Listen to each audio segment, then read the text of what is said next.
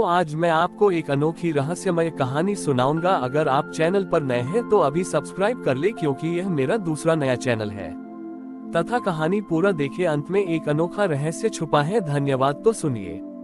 बहुत समय पहले की बात है। एक समृद्ध नगर था जिसका नाम वाग्मिता वाणी का शहर था। इस नगर के लोग बहुत ज्ञानी थे, लेकिन उनकी सबसे बड़ी दुर्बलता ये थी कि वे बहस और वाद विवाद में अपना अधिकांश समय और ऊर्जा नष्ट कर देते थे। हर छोटी बात पर घंटों तर्क वितर्क होता था। ज्ञान का उपयोग समाधान खोजने के बजाय दूसरों को नीचा दिखाने और अपनी वाणी की श्रेष्ठता सिद्ध करने में होता था। इस नगर पर एक नया और भयंकर असुर, जिसका नाम कोलाहल था, शासन करने आया। कोलाहल की शक्ति उसकी ध्वनि में थी। उसका अट्टहास इतना तीव्र और लगातार था कि लोगों को न तो अपनी बात कहने का समय मिलता था और न ही अपने भीतर की आवाज सुनने का। कोलाहल ने पूरे नगर में एक ऐसा निरंतर शोर पैदा कर दिया कि वाग्मिता के लोगों का ज्ञान और तर्क शक्ति पूरी तरह से निष्प्रभावी हो गई। वे आपस में बात भी करते तो कोलाहल के शोर में उनकी बात दब जाती। बहस करने की उनकी आदत ने उन्हें और भी दुर्बल बना दिया, क्योंकि वे शोर में एक दूसरे पर चिल्लाने लगे और एक दूसरे के विचारों को बिल्कुल नहीं सुन पाए। देवताओं ने देखा कि यह युद्ध अस्त्रों या तर्क से नहीं जीता जा सकता, क्योंकि कोलाहल की शक्ति उन्हीं की कमजोरी से उत्पन्न हुई थी। तब माँ दुर्गा ने अवतार लिया। उन्होंने एक ऐसा रूप धारण किया जिसमें उनके मुख पर एक दिव्य मौन था।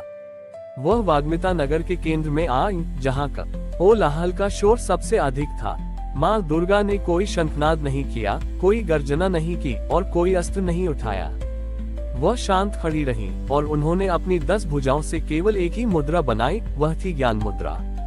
कोलाहल ने उन्हें देखा और घमंड से चिल्लाया, ओह, क्या तुम मुझसे लड़ने आए हो?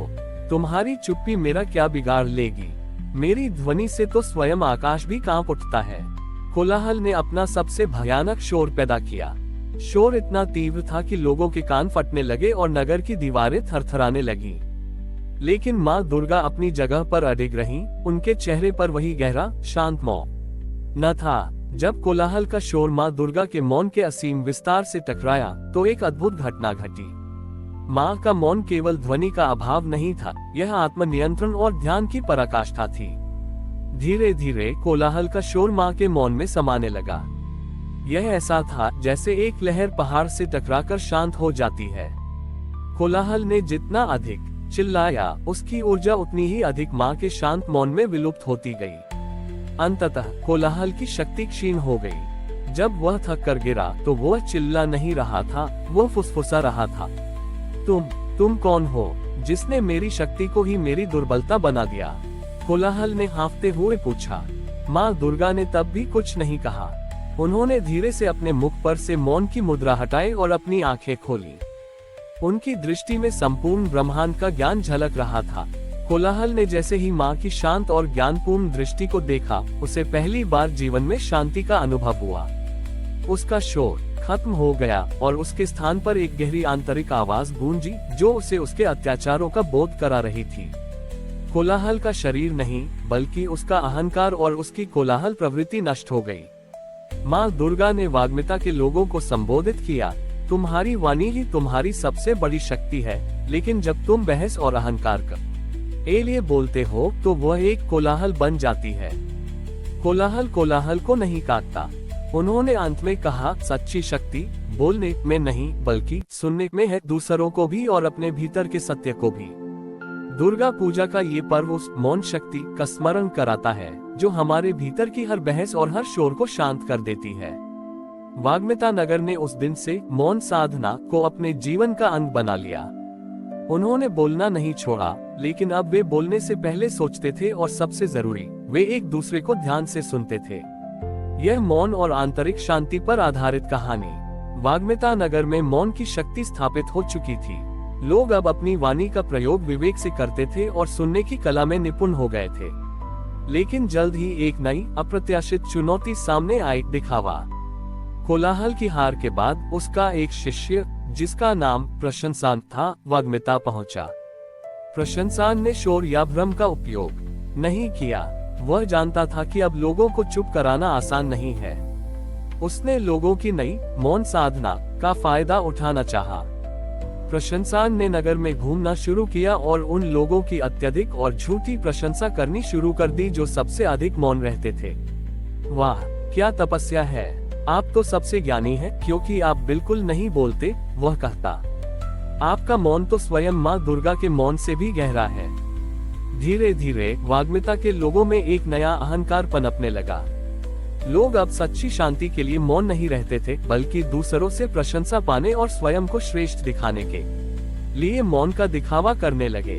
परिणाम ये हुआ कि तारांकन जरूरी बातें भी नहीं बोली जाती थी, क्योंकि बोलने पर उन्हें कम ज्ञानी समझा जाता। तारांकन लोग अपने मन की शंकाएं और सुझाव भी चुपचाप दबा लेते थे, जिससे नगर के कार्यों में बाधा आने लगी।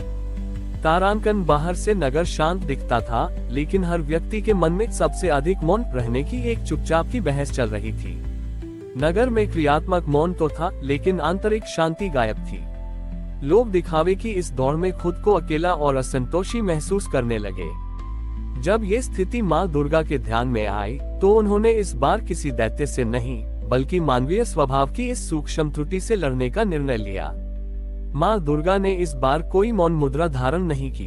वह नगर में आई और एक साधारण संगीतकार का रूप धारण किया। उन्होंने एक तारा लिया और नगर के चौराहे पर एक माद छोटे उर धुन बजाना शुरू कर दिया। ये धुन बहुत ही सरल थी, लेकिन इसमें प्रेम और सहयोग का भाव था। धुन ऐसी थी कि उसे सुनकर हर कोई गाना चाहता था। प्रशंसान और दिखावा करने वाले लोग चिंतित हुए। उनके मौन की श्रेष्ठता अब संगीत के कारण भंग हो रही थी। उन्होंने संगीतकार माँ दुर्गा से कहा, आप हमारी मौन तपस्या को भंग क्यों कर रही हैं? आप इतनी अच्छी तरह गा सकती हैं, पर गा नहीं रही हैं, केवल धुन बजा रही हैं। मौन ही सर्वोच्च है। संगीतकार ने मुस्कुराते हुए अपने एक तारे पर एक सरल गीत गाना शुरू किया। गीत की पंक्तियां थीं, मौन सिर्फ होठों का विराम नहीं, मौन है हृदय का संवाद। अगर हृदय में प्रेम का गीत न हो, तो वह मौन भी एक दिखावा है। गीत सुनकर लोगों को एहसास हुआ कि वे मौन के मूल उद्देश्य को भूल गए हैं। माँ दुर्गा ने मौन की परिभाषा को बदल दिया। उन्होंने सिखाया कि सच्चा मौन बाहर की चुप्पी नहीं है, बल्कि भीतर की शांति है, जो दूसरों के प्रति प्रेम और सहयोग को जन्म देती है। माँ ने कहा, प्रशंसान की शक्ति केवल दिखावे पर आधारित थी। सच्चा ज्ञानी वह है जो जरूरत पड़ने पर मौन रहता है और जरूरत पड़ने पर प्रेम से बोलता या गाता है। इस ज्ञान से प्रेरित होकर लोगों ने अपनी आंतरिक शांति को भंग किए बिना एक दूसरे से आवश्यक बातें कहना और सहयोग करना शुरू कर दिया। संगीत की धुनें पूरे नगर में फैल गईं, जो ये सिद्ध कर रही थी कि सच्चा मौन हृदय के प्रेम से ही उत्पन्न होता है।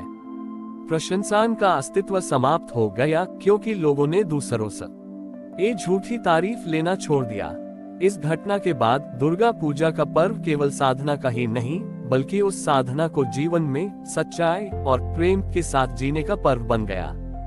हमारी और भी आध्यात्मिक एवं अनोखी कहानियां देखने के लिए हमारे चैनल पर जाएं तथा धार्मिक एवं पौराणिक अनोखी कहानियां हमारे चैनल पर है। कृपया जाके देखें तथा हमारे चैनल को सब्सक्राइब करके रखें और वीडियो लाइक जरूर करें। धन्यवाद।